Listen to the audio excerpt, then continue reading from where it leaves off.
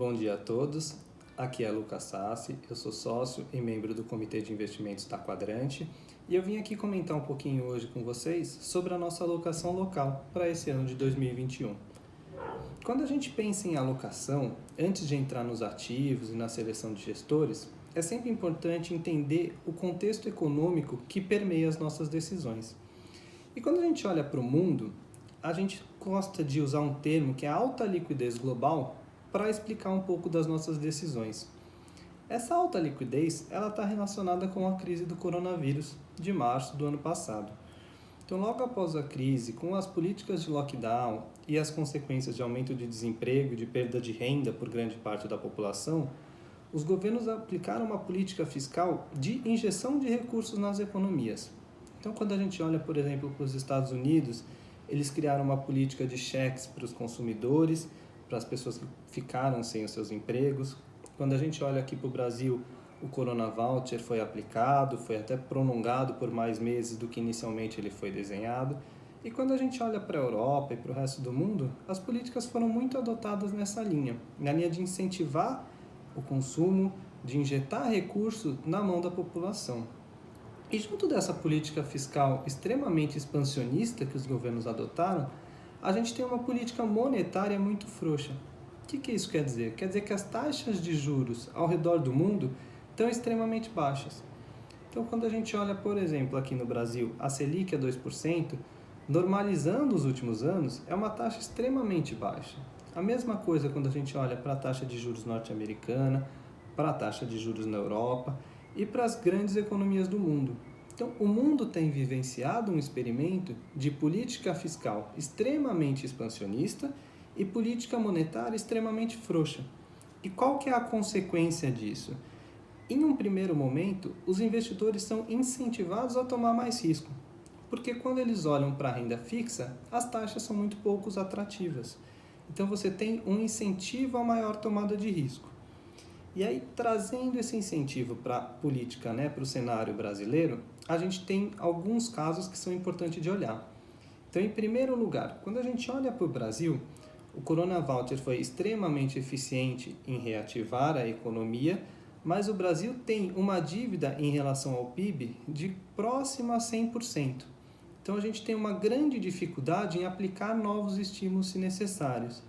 E mesmo sem aplicar esses novos estímulos, os investidores têm um grande receio nessa relação de dívida pública.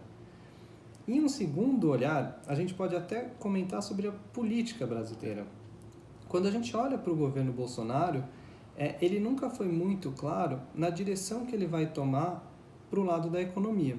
Se ele vai seguir com as reformas que são necessárias para que essa dívida pública seja sustentável e para que o Brasil consiga continuar crescendo seu PIB nos próximos anos sem a necessidade do Corona Voucher. Esse seria um resumo do cenário que a gente está vendo para atuar nas nossas alocações. Então a gente tem globalmente um cenário que incentiva a maior tomada de risco, mas aqui no Brasil a gente tem alguns fatores que destacam o fiscal e o político que fazem com que haja uma maior cautela na nossa alocação. E quando a gente entra nos ativos, a gente vai manter as nossas posições em renda fixa, em fundos multimercados, em fundo de renda variável, mas a gente vai tornar algumas adaptações sempre focando numa palavra que a gente usou muito no ano passado, que é a diversidade dos investimentos. Então, quando a gente entra na classe de renda fixa, para esse ano de 2021, a gente está aumentando os ativos ligados ao IPCA. Então, aqueles ativos que pagam inflação, mais um cupom fixo. E por que isso? Porque quando a gente olha, uma das possíveis consequências dessas injeções monetárias é um aumento da inflação nos próximos anos.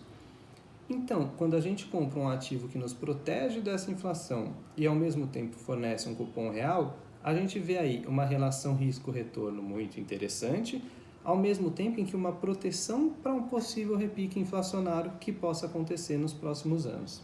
Uma segunda alteração de alocação que a gente está fazendo é uma troca dentro da parcela de renda variável.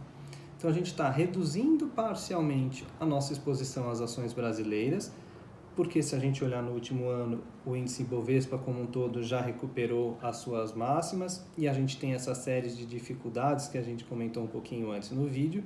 E a gente está aumentando a nossa exposição tanto às ações americanas, porque lá eles ainda têm, né, uma capacidade de um programa fiscal muito maior, e a gente também está aumentando a nossa aplicação em ações ligadas à economia chinesa e aos países ao redor da China.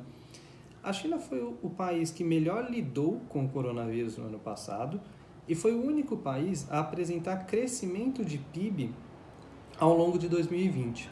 E as perspectivas olhando para frente também são muito positivas, dado o manejo político que a China teve para lidar com o problema, né, do coronavírus que foi causado e a capacidade fiscal do governo de continuar incentivando a economia.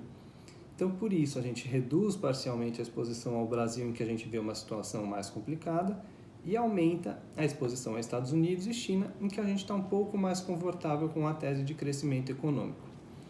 Dentro dos fundos multimercados, a gente mantém nossa estratégia diversificada, com fundos quantitativos, fundo macro, fundos equity hedge, e também dentro da categoria de renda fixa CDI, a gente mantém uma exposição adequada dentro de fundos e ativos que oferecem uma boa relação de risco-retorno. Bom, qualquer dúvida, toda a equipe da Quadrante está sempre à disposição e eu agradeço o tempo de vocês.